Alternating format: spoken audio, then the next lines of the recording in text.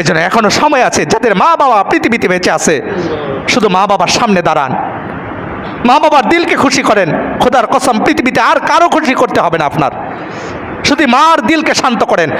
আপনার সফলতার রাস্তা, পৃথিবীর কোনো শক্তি নেই আপনার সফলতার রাস্তাকে বাধা দিবে, আপনার সফলতাকে বাধা দিবে এমন কোনো পৃথিবীতে শক্তি নেই। আল্লাহ তাআলা আপনাকে টেনে টেনে উপরে তুলবে, এমন কোনো শক্তি নেই আপনার সফলতাকে বাধা করবে।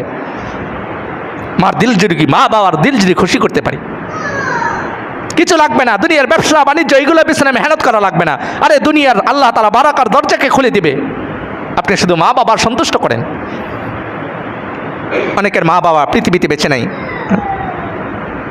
আল্লাহ রাসূল সাল্লাল্লাহু আলাইহি ওয়াসাল্লাম, হাদিস মুসনাদে আহমদ হাদিস আসছে, আজও আমি এই হাদিসটা পড়লাম।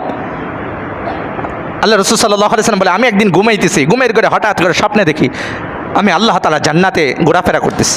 সুবহানাল্লাহ। কি?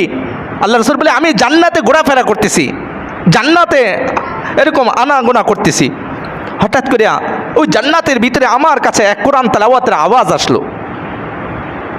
আমি চমকে গেলাম, এই কোরআন তেলাওয়াতের আওয়াজ কোথায় থেকে আসলো? চমকে গিয়ে আমি বলতেছি, কে তুমি? এই আওয়াজ, এই কোরআন তেলাওয়াতের আওয়াজ, এটা কার আওয়াজ? আওয়াজ আসছে, এটা হারেসা রাদিয়াল্লাহু তাআলা আনহু বলতেছে আল্লাহ রাসূলকে, ইয়া রাসূলুল্লাহ, এক ফেরেশতা বলতেছে এটা হারেসা রাদিয়াল্লাহু তাআলা আনহুর কোরআন তেলাওয়াতের আওয়াজ।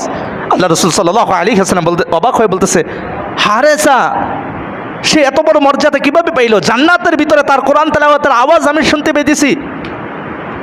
এই মর্যাদা আল্লাহ তাআলা তাকে কোন আমলের বিনিময়ে দেওয়া হলো? আল্লাহ তাআলা তাকে কোন আমলের বিনিময়ে জান্নাতের ভিতরে কোরআন তেলাওয়াতের মতো পুরস্কার আল্লাহ তাআলা মর্যাদা তাকে দান করছে? কি আমল ছিল তার?